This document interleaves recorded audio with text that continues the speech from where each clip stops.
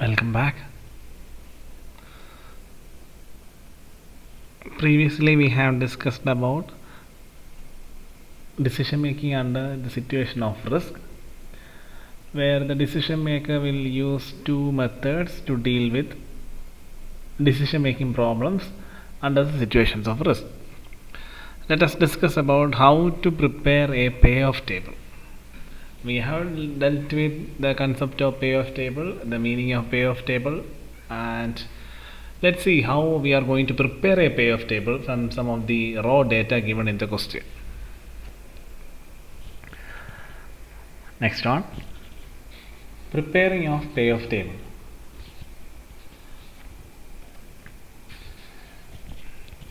A question: a small ink manufacturer produces a certain type of ink at a total average cost of rupees 3 per bottle and sells at a price of rupees 5 per bottle. The ink is produced over the weekend and is sold during the following week. According to the past experience, the weekly demand has never been less than 78 or greater than 80 bottles in this place. So you are required to formulate a payoff table. So before we go directly into the question, I hope you all know the concept of payoff table, why we are preparing a payoff table, what depicts the payoff table. So we know that payoff table means something that representing the profits or gains or incomes with regard to any activity or decisions or alternative, that is known as payoff table. Sometimes it may be related to cost or expenditure, that is another type of payoff table. Usually payoff table with regard to profits and gains will be given. In this case, an ink manufacturer produces a certain type of ink. Its cost is 3 and it is sold at rupees 5. And he has been doing this activity for quite a long time. So on the basis of his past experience, it was found that 70, not less than 78 will be sold. That is, at least 78 items will be sold during that week.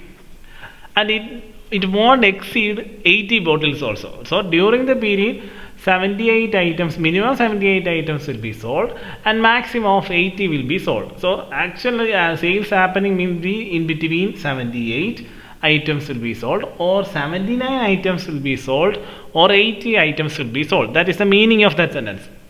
It won't go below 78 and it won't go above 80. So it will be 78 items or it may be 79 items or it may be 80 items. That is the meaning. So we need to prepare a payoff table because in the question you are asked to prepare a payoff table. Here is details given with regard to sales. So with regard to sales means payoff table will be related to the income or profits.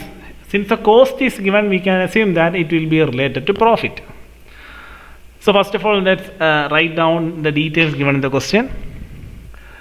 Let the state of nature. A payoff table consists of two items: actions or acts means your what are the alternative actions that can be taken or options that can be selected, and the state of nature. These are the two items, rows and columns. So state of nature, let it be S1. S1 represents demand for 78 units. Let it be, because in the question it is said that not less than 78 and not more than 80. So let S1 be 78 units demanded by the consumer. S2 be 79 units. It's not mentioned in the question, but with the last sentence we can understand that not less than 78 and not more than 80. So the numbers will be 78, 80. So in between there is one number 79. It is silent, but it is implied that that number is there. So 79, S2, let S2 be 79 units of demand and S3 be 80 units of demand. So whenever we study about sales or income related to anything, we will always compare demand with sales or demand with supply likewise. That is a concept. So we assume that let S1 be demand, S2 be 79 and S3 be 80 units demanded. And alternative course of actions are, let A1 be selling 78 units, because it is mentioned that either 78 units will be sold, or 79 units will be sold, or 80 units will be sold. So if I am a seller, how much should I produce? I might produce 78 units, because in some weeks my only 78 units are sold. So let A1 be producing 78 units only. Let A2 be producing 79 units only. And A3 means producing 80 units only. So you may think that why I am taking these three items for making maximum profit, more units has to be sold, so why can't I select 80 alone and leave 78 and 79 items? I produce 80. We can't say like that, because it is said that in some days or some weeks I only have 78 units. If I produce 80 units, 2 units will be lost. Lost means no one will be there to purchase it. So as a seller, I have three options: either produce 78 units, or produce 79 units, or produce 80 units. So that is why S1 is given as demand in items, and A1 is, and alternative actions are A1, A2, A3 as these items. So let's write down. Before we go to payoff table, we need to understand the concept very wisely. Selling price of the ink is given 5 per bottle. Cost price is given 3. So it is very easy. Profit can be identified, that is sales minus cost. For one item we can know like that, but for 78 units, 79 units, and for 80 units you have to find as a whole. So on the basis of that, payoff table will be prepared. So let's see how we are going to prepare a payoff table. So remember this concept: profit is sales minus cost. So we will prepare on the basis of that concept, sales and cost related items. So how we are going to calculate the payoff? So this will be the payoff table, and we have assumed that A1, A2, A3 are the alternate courses of action. Let it be X, and these are the number of units to be sold. So I have three options. Let A1 be 78 units, A2 means 79 units, and A3 is 80 units. And also assume that let the state of nature, that is the demand for each of the units, will be assumed as S1, S2 and S3. S1 means there are only 78 consumers demanding, S2 means 79 consumers demanding, and S3 means 80 consumers demanding. So we have to check for each of the individual cells what is the profit during that situation. That is the concept of finding the payoff in this particular case. So let us begin with first one. We can give, for the time being, we can give the name for each of the cell. Let the first cell be A1 and S1, because this is a cell where A1 and S1 intersect, and this one is where A2 and S1 intersect, and this is a cell where A3 and S1 intersect. So let it be A1 S1, A2 S1, and A3 S1. Let it be like that. So first one, A1 and S1. So A1 means number of units to be sold, 78 units. And what is the demand for the goods? 78 units. So if I am selling, or if I am producing or selling 78 units, there will be 78 consumers to buy it. So there is no issue with regard to that. We can easily find the profit by comparing the sales and demand. So what is the sale of means what is the total sale amount that can be acquired by selling the 78 units? Well, the price of one item is 5 rupees. So 78 units, that will be 78 into 5. That is the sales. So profit can be obtained by sales minus cost. So what is the cost incurred for producing this ink? Cost incurred means for producing one bottle it is 3. How many units are there? 78 units are there. So 78 into 3, and the result will be 156. So the first cell value is obtained 156. So 156 will be your income or a profit with regard to that. This one is very easy because here the number of units to be sold and the number of demands, both are same. In that case it is okay, but when we come to other cells, there will be some imbalance between the number of items to be sold, produced, and number of items to be demanded. There will be mismatch. In that situation you have to think very logically. We will come to that. Next one, you can identify the value of any cell in any order. The thing is, you have to know the cells and what are the number of units to be sold and what are the number of units that can be produced. You should have that idea. Next one, A2 and S1. By finding out the values of the first two rows, you will understand the concept. So, for finding the second cell, you have to compare A2 and S1. A2 and S1. So, how we are going to compare? Remember, there are 79 units that can, if I am selecting A2, I will be producing 79 units. But the demand for that, there will be only 78 consumers if I am producing 79 units. So, what is the sales? How many goods will be sold? If I am producing 79 goods, A2 has to be compared with S1. How many customers are there? 78. How many of my goods will be sold? Whether it is 79 items or 78 items. I am producing 79 units, but there are only 78 consumers. So how many of items will be sold? That there is only 78 because there are only 78 consumers. So the sales will be 78 into 5 because there are 78 consumers and it is sold for 5 rupees per bottle. But how many units are produced? There are 79 units are produced if I am selecting A2. So what will be the cost? It's not 78, 79 into 3. See, 78 into 5 minus 79 into 3. You have to compare the actual number of consumers with regard to sales, and you have to compare when the actual number of units to be produced with regard to cost. That's what I meant. You have to think very logically while dealing each of the cell. So the value is 153. So the value of A2 S1 is 153. Next one. If I am choosing A3, the A3 means I am producing 80 units. How many consumers are there to buy that? If for A3, these 2 points, S1 and A3, there are only 78 consumers. So how many of items will be sold? Out of 80, how many items will be sold? Only 78 because there are only 78. What will be the cost? Is the cost incurred for 78 units or 80 units?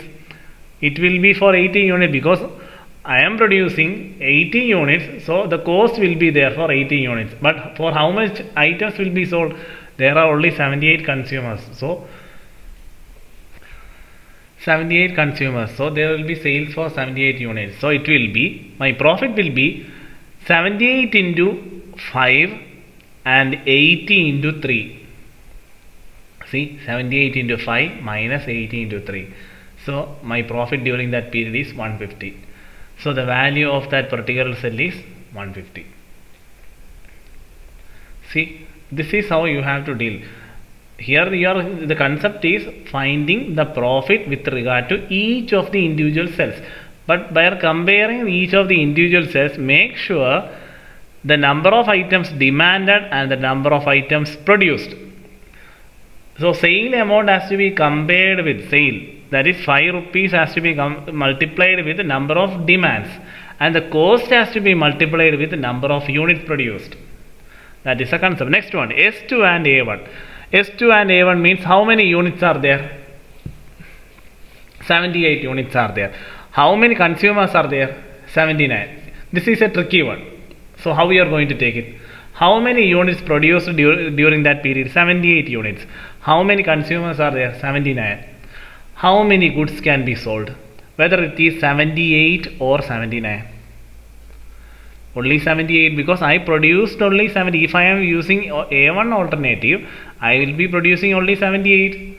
Even if there is 100 consumers, I can provide only 78 units. Then how can I provide 100 units? So there is actually sales only for 78 units. there is no sales for 79 units. So for A1S2 means 78 into 5 minus 78 into 3. Here 79 doesn't affect us because there are 79 consumers. It is not our problem. We are producing 78 units. There are 79 consumers. We can sell only 78 units. So 78 into 5. And we are producing only 78 units. So 78 into 3. So 156. We have got the same value. 156 in this column. Next one. A2 and S2. It's very simple. A2 and S2 in both cases, the values are same. I am producing 79 units. There are 79 consumers. So it's very easy. 79 into 5 minus 79 into 3, 158. The value will return here. Next one is very tricky. How many units are produced? If I am selecting A3, there will be 80 units produced. How many consumers are there? 79 consumers. So what will be my sales if it is 80 or 79? My sales depend upon number of consumers. So here number of consumers is 79 and not 80. So 79 into 5. But how many units are produced? If I am choosing A3, I will produce 80 units. So my cost is for 80 units. So it will be 79 into 5 minus 80 into 3, 155. So you have got another value. And finally, A1S3. A1S3 means I have 78 items. There are 80 consumers. It is not our problem whether it is 80 or 90. We will sell 78 goods. Our cost will be for 78 also. So 78 into 5 minus 78 into 3, 156. So in next one, A2S3. In A2S3, how many goods can be produced? 79 goods can be produced. How many consumers are there? 80. Again, it is not our problem whether it is 80 or 85 or 90. We are producing 79 units. It will be sold easily because there are 80 demands for the 79 products. So our product 79 products will be sold. So sales is 79 into 5 minus 79 into 3. So value is 158. And finally it's same. 80 units are produced. There are 80 consumers. So it will be same. 80 into 5 minus 80 into 3, 160. So we have prepared a payoff table based on the sale of ink or whatever it is. So you have to be very cautious with regard to that. What are the items that has to be considered with regard to alternative course of actions, and what is the concept that has to be came under state of nature. Here it is demand and here it is sales. Usually demand and sales, that will be the relationship between. So the computing the sales profit with regard to each of these cells, you have to be very cautious how many goods are produced and what is the demand for that particular cell. You have to be very cautious with regard to that. And payoff table doesn't mean that it will always deals with profit. There are payoff table that deals with expenditures and cost. In that case, we select or we draw out the values on the basis of identifying the cost. I hope you understand the concept of preparing a payoff table from the raw data given in the question. Just go through it, familiarize each of these steps, understand the concept. If you have any queries with regard to identifying which one has to be written in the column side or which one has to be written in the row side, please let me know. We will discuss about the next area.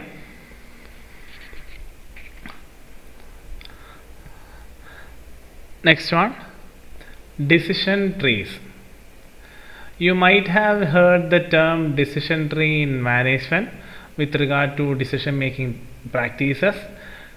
Actually, decision tree is one of the devices of representing a diagrammatic representation of sequential and multi-dimensional aspects of a particular decision problem for systematic analysis and evaluation. Under this method, for the decision problem, alternate courses of actions or states of nature and the likely outcomes of alternatives are diagrammatically or graphically depicted as if they are branches and sub-branches of a horizontal tree. The concept is that whenever you are taking decisions, some decision will have one or two outcomes, or they usually in majority of the cases the decision will have only one outcome. If you take a decision, the result will be, there will be one result. But when business, while dealing with the issues or problems with regard to daily aspects of the working of the business, the manager might have to take decisions, and in some decisions the outcome of that particular decision will have multi results. Multi results means more than one options or one outcomes. In that situation, which outcome has to be selected, or which outcome is to be given more importance? In that case, it is better to draw out a diagram in the form of a tree. We all know tree has a line, straight line. It is followed by sub branches and again branches, like that.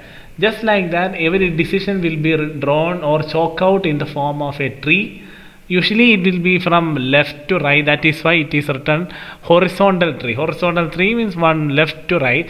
There are different types of decision tree: upward decision tree, left horizontal decision tree. The horizontal decision tree are of two types. It may be a tree from left to right or right to left. We will discuss that part with an example case, then you will get a clear picture. So that is why a decision tree concept is implemented in a business, for easy analysis, for identifying and finding out what are the various outcomes of a decision, what are the sub outcomes of it. From, if I am taking a decision, it will have three outcomes, and from each of the three outcomes there will be two outcomes each. In real business there will be more outcomes. So when there are many outcomes, it is very difficult for the manager to remember each individual outcomes.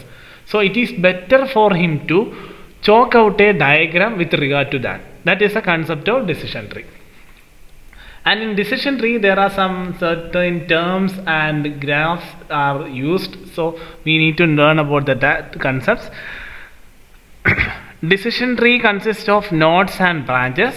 The nodes are two types: decision node and chance node. Course of action originate from the decision node as the main branch. At the terminal of each branch there is a chance node. From these chance node, chance event will start in the form of sub branches. The respective payoff and probabilities associated with alternate courses and the chance events are shown along with the sub branches. With a diagram you will get a clear idea about how a decision tree works. So this is how a part of the decision tree will be like that. It will begins with some decision, and it will have a branch. After that there is another point. From this point, this is known as chance node, and from this point there will be more outcomes. That is what I mentioned earlier. And here we will let us see a full branch of a decision tree concept. See, this is a typical example of a decision tree. Here this is the main decision. Let it be a square. From that there are three outcomes: A1, A2 and A3. A1, A2, A3 are the strategies. The decision maker can choose any one of the strategies. He can choose either A1 or he can choose A3, any one of the alternatives. But there is only one alternative that can be chosen. Any one of the alternatives has to be chosen. And from each of the strategies there will be events and results. From this one, if I am selecting A1, there will be a chance node. From this point there will be two outcomes. Let it be A1 and E2. E1 and E2 are the events that occur after the main strategy. And after the event there will be an outcome. Outcome is represented by O11, O12. For the time being we are using the letters. In each of the problem cases we will be using different alphabets and terms. Sometimes words will be there, sometimes terms will be there, sometimes numbers will be there. That will be specifically mentioned in the question. So first one, A1 is a strategy. From that strategy there are again two results, that is known as events, and each event has an outcome. and outcome is represented by O1 and O2. Similarly, another strategy is A2. I can choose A1 instead of A1. I can choose A2. A2 also has two events, E1 and E2, and it also has two outcomes, 0, 2, 1 and 0, 2, 2. We can use any numbers. For the time being, we are using 0, 1, 1 and 0, 1, 2. For identification, any number can be used. Similarly, A3, it also has 2 points, A1, A2. It doesn't mean that every chance node has only 2 events. It may be 3 events, it may be 4 events. Depending upon the complexity of the decision, there will be more branches. So instead of remembering or memorizing all these outcomes, these are the final outcomes. Instead of remembering all these outcomes, if the decision makers chalk out these decisions and alternatives in a graph, he can easily identify what are the outcomes, which all outcomes are better for the organization, which all outcomes should not be taken. If he memorize these things, it may be difficult for him to properly select which alternative. But if he chalk it out in the form of a diagram, or if he draw all these aspects in a diagram, we can easily identify which one is more good, which one is bad. On the basis of that, he or she will take the decision. This is a typical diagram. As we have mentioned earlier, it is a horizontal tree. See, horizontal tree means from left to right is straight line flowing from left to right. It may be a vertical tree. Vertical tree means this will be going upward. And vertical tree means it may be going upward or it may be going downward. Horizontal tree may be just like this, left to right. Here see, everything going towards right.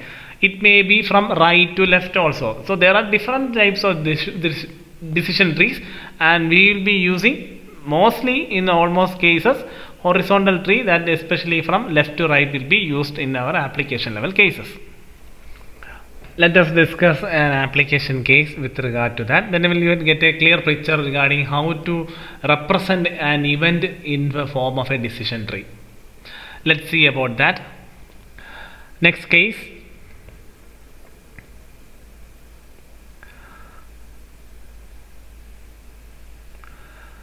There is a 40% chance that a patient admitted to the hospital is suffering from cancer.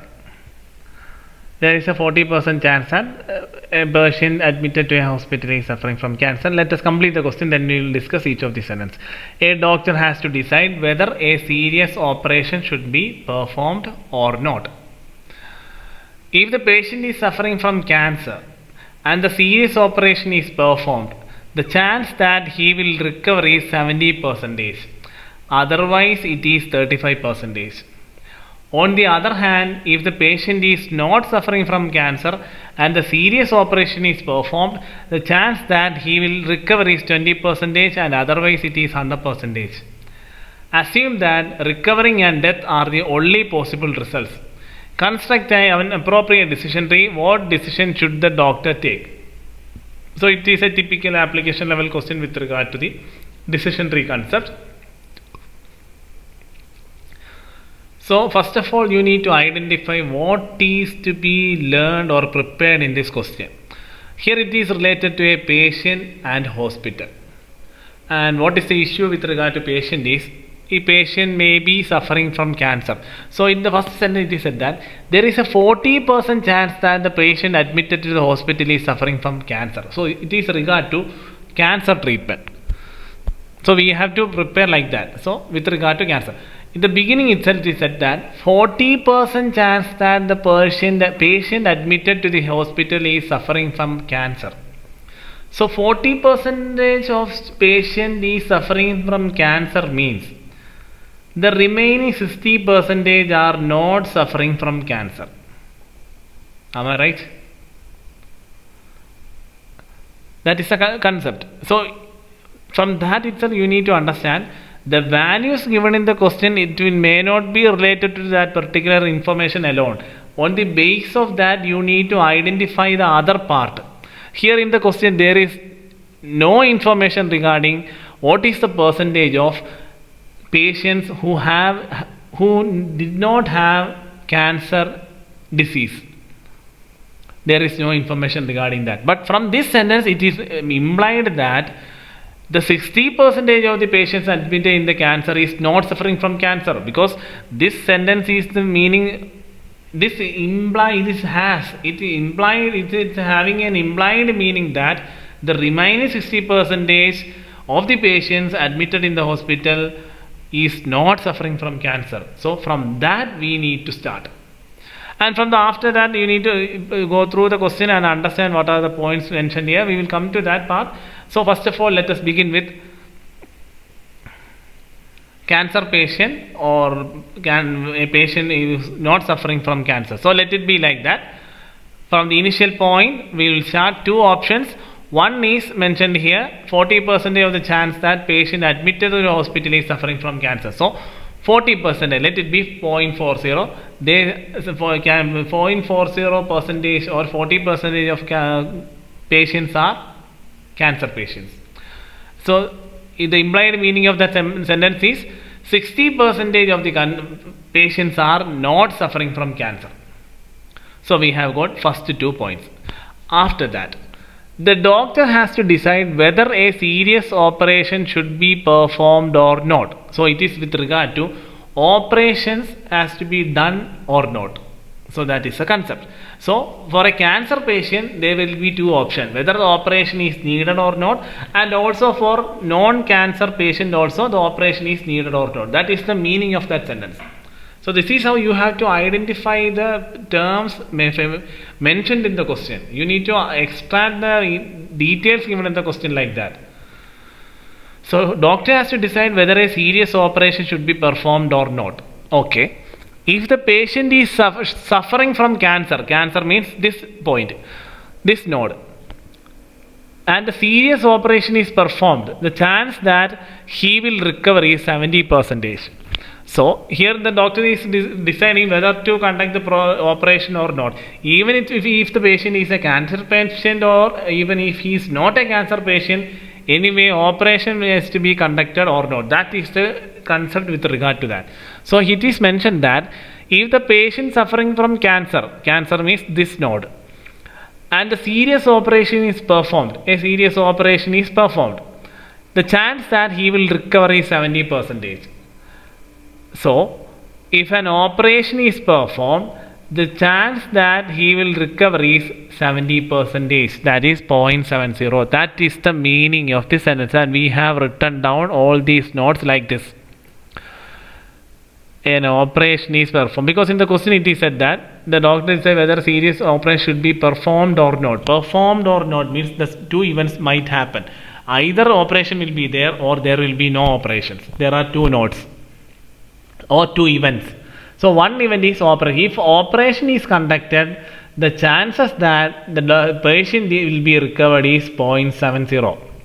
So at the same point it is also mentioned that otherwise it is 35%. Otherwise it is 35% means if no operation is conducted, what will be the recovery rate? That is the meaning of 35%, because it is said that if the patient is suffering from cancer and serious operation is performed, the chance that he will recover is 70%. So he will recover is 70% means the chances of not recovering is 30%. We will come to that part. Right now we will deal with 35%. So the chance that he will recover is 70%. By conducting operation, recovery is 0.7. Otherwise it is 35% means without conducting operation, the chances of recovery is 0.35%. So now we have got two events, and from on the basis of two events we have got again two events. One is recovery rate if the operation is conducted. It is mentioned that 70% will recover after operation. So what is the percentage of not recovering even after conducting an operation? It will be 30%, that is 0.3. Definitely he will die. Not recovering means he will die. He or she will die. So here it is mentioned that without conducting the operation, the chance of recovery is 0.35. So what is the chance of not recovering or death of the patient? It will be 0.65. See, this 0.3 and this 0.65 is nowhere to be explained or mentioned in the question. Sometimes it will be like that. They will not mention in the question. On the basis of the sentence, you need to understand what is mentioned and what is hidden inside that particular sentence. Here we have found this 0.6, this 0.3 and 0.65. It is nowhere to be mentioned in the question, but we have found these points that is hidden within these sentences. I hope you have understand until this part. Let us go to the next one. On the other hand means if the patient doesn't have any cancer issues. If the patient is not suffering from cancer, that is the meaning of other hand, that is mentioned here. The serious operation is performed. Even after the diagnosis, it is found that the patient is not suffering from cancer, still he has to undergo operation. So, serious operation is performed, the chance that he will recover is 20%. So, a non-cancer patient, no cancer patient means a patient who is not suffering from cancer, an operation is conducted, the chances of recovery is 0.2, that is 20%. And otherwise it is 100%. Otherwise it is 100%. It doesn't mean that not recovering is not. It is not mentioned that it is the next part, next half. It means if no operation is conducted, the chances of recovery is 100%. That is the meaning of this one. It's just like the sentence which we have done earlier. So from these 2 points we can easily find the percentage of death rate. So if even after operation the chances of death is 0.8, but if there is no operation the chances of death is none. He will not die. The chance of survival is 100%. So now we have written down events associated with nodes, and finally percentage of the final events.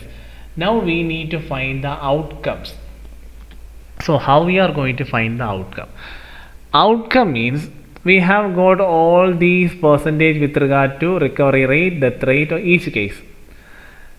All this first half division is the chances of patients suffering from cancer is 0.4. So that is 40%. So from here on, if you want to know the outcome, you need to multiply this percentage of cancer along with each of these individual values. But remember, 0.40 can be multiplied only with those outcome nodes that are linked to this 40% channel. We can't multiply this 40% with 0.2 or 0.8 or 1 and 0 because it belongs to the another class. So first one, 0.40 into 0.7 and 0.40 into 0.3, you will get a values. 0.4 into 7, 0.28. 0.4 into 0.3, 0.12, 0.40 into 0.35, 0.1, 0.40 into 0.65, 0.26, and don't go for 0.40 into 0.2. You have to stop there because next one belongs to another category of patient having no cancer, and that percentage is 0.6. So 0.6 into 0.2, 0.12, 0.6 into 0.8, 0.48, 0.6 into 1, 0.6, and finally 0.6 into 0, 0. So now we have got the outcomes of all the individual events and nodes with regard to various acts or strategies. So we have constructed a decision tree, and one more question is there. What decision should the doctor take? Whether the doctor should conduct operation or not? That is the question. Because the cancer patient, the disease of the patient is not related with the doctor's effort. So whether the operation has to be conducted or not, that is the decision that doctor has to take. And how he is going to take? That is made on the basis of recovery rate. Recovery rate means here when operation is conducted, the recovery rate is 0.2. So let us assume that P1 means probability that the patient shall recover after operation. So patient shall recover after operation means here decision has to be made with regard to operation, whether the operation has to be conducted or no operation. So that is why it is like that. P1B, patient probability that the patient shall recover after operation. So operation, here recovery rate is 0.28, and after that again here operation the recovery rate is 0.12. So the total will be 0.28 plus 0.12, that is 0.4. So that is the probability that the patient shall recover after operation. And what is the other alternative? Whether the operation should not be conducted. So let it be P2. So P2 is probability that the patient will recover without any operation. So what is the recovery rate with regard to not conducting operation? See, not conducting operation is no operation. Here recovery rate is 0.414, and here no operation, recovery rate is 0.60. So that is 0.14 plus 0.60, 0.74. So we have got two probabilities. One is conducting operation, the recovery rate is 0.4, that is very weak. And without conducting operation, the recovery rate is 0.74. So the probability that the patient will recover is 0.74, that is when operation is not conducted. In that case, that will be 0.74. So what will be the decision taken by the doctor? The doctor should not conduct the operation, because here the P2, probability of 2 is greater than P1, so doctor should not take decision for operation to the patient. So this is how you have to use the decision tree concept with regard to a decision. In this case, it is a normal situation, normal life situation decision.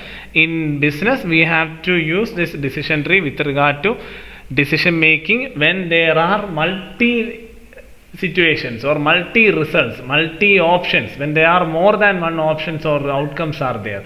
In that situation, decision tree is the best option for a manager to take decision during tough times, because manager is working in an extremely dynamic external environment where he have to take quick decisions and correct decisions.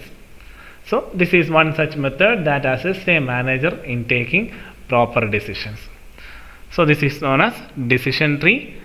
I hope you understand the concept of decision tree. Just go through all these aspects. If you have any queries, please let me know. We will discuss about further cases with regard to quantitative approach in decision making in the coming classes.